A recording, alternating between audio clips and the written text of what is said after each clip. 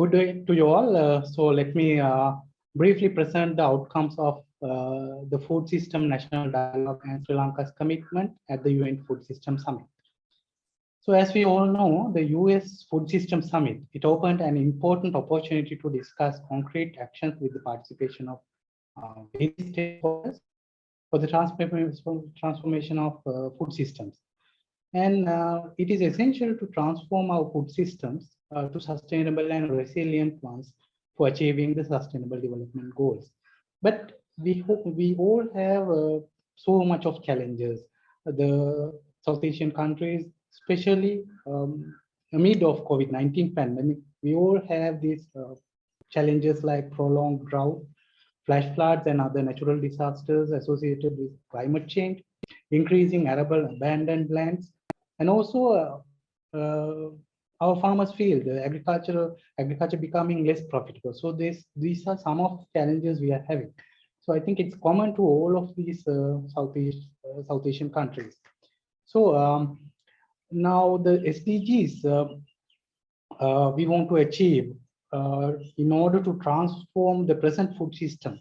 So Sri Lanka is committed to achieve 3 SDG Sustainable Development Goals. SDG 1 is no poverty, SDG 2 is zero hunger, and SDG 13, climate action in the context of agricultural policies and interventions, while other remaining 14 goals are to be addressed adequately and equally in the rest of the development agenda of the government. So let me move on to the steps we have taken for transforming the present food systems in the country to be more sustainable and resilient and inclusive in year 2030. So as the first step of transforming the present food systems in the country to be more sustainable, resilient, and inclusive in 2030, Sri Lanka has developed a new agricultural policy.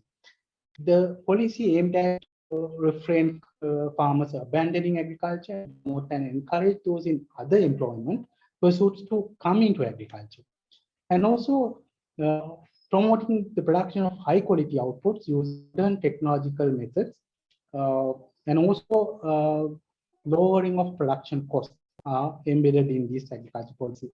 So through the contribution of agriculture, to GDP, we hope it could be easily improved under such an agricultural policy package. And there are several other steps I want to mention also, like emergency regulations on food supplies. Like with the global pandemic COVID-19, the crisis in food has become more serious as it impacts most severely on the most vulnerable communities, those who are living in poverty. So Sri Lanka has declared emergency regulations on food supplies to short-term emergency measures to ensure that the poorest of the poor and other most vulnerable communities are no longer faced with the threat of hunger.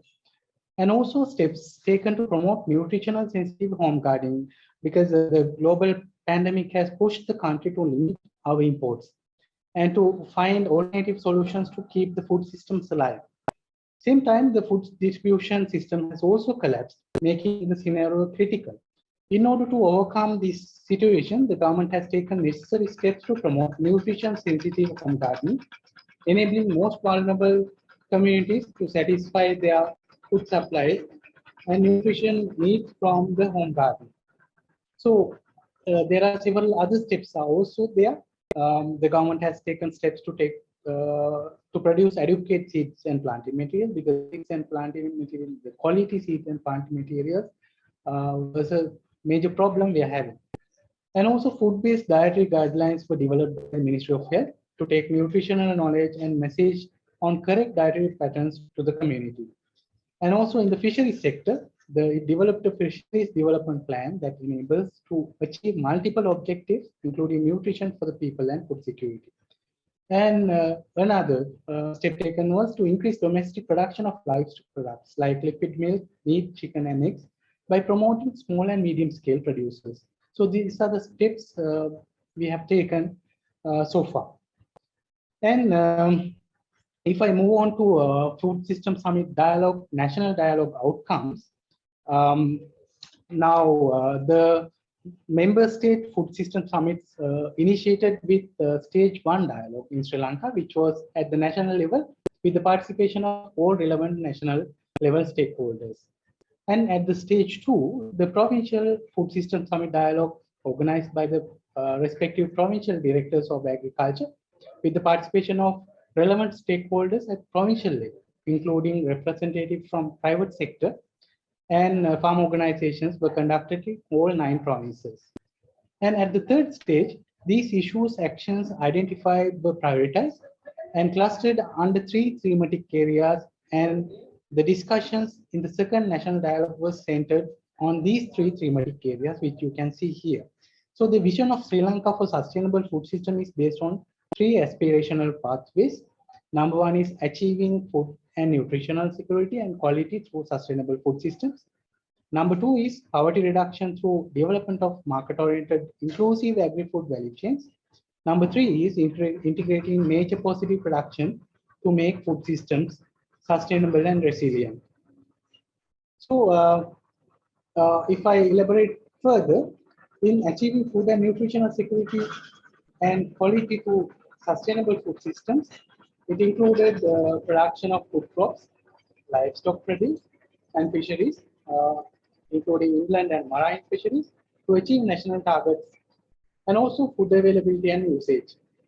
So in the second part, the poverty reduction through development of market-oriented inclusive agri-food value chains, it included equitable livelihood and value distribution.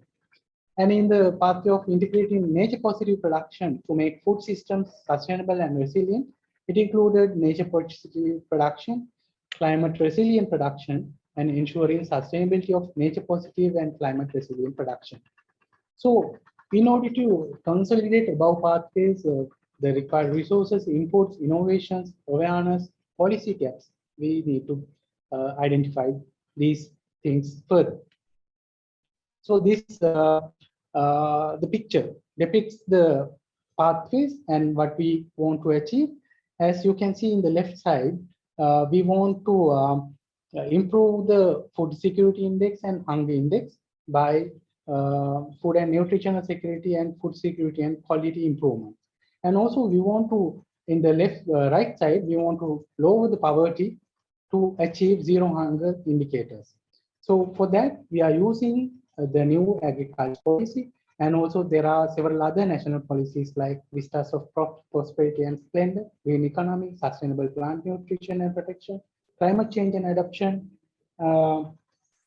and disaster risk management. So with all these, with the output we are having from the Food System Summit, we want to have a multi-sector national action plan for nutrition, food safety policy. So if I talk about post-summit actions, after the third Food System Summit dialogue, after the fourth FFSD, the previously mentioned pathways were revisited and validated and proposed post actions. Now, even now we are in the process of development of multi-sector national action plan for nutrition, food safety policy. Now the activities are initiated. So after implementing the aforesaid multi-sector national action plan, we are hoping to achieve improved global food security index and global hunger index through improved food and nutritional security and food safety and quality. And also we want to, again, we want to achieve zero hunger indicators by reducing the poverty. So that's about what we achieved so far through Food System Summit dialogue and post-summit dialogue. So ultimate goal is to come up with the multi-sector national action plan and implement it. So that's it from Sri Lanka.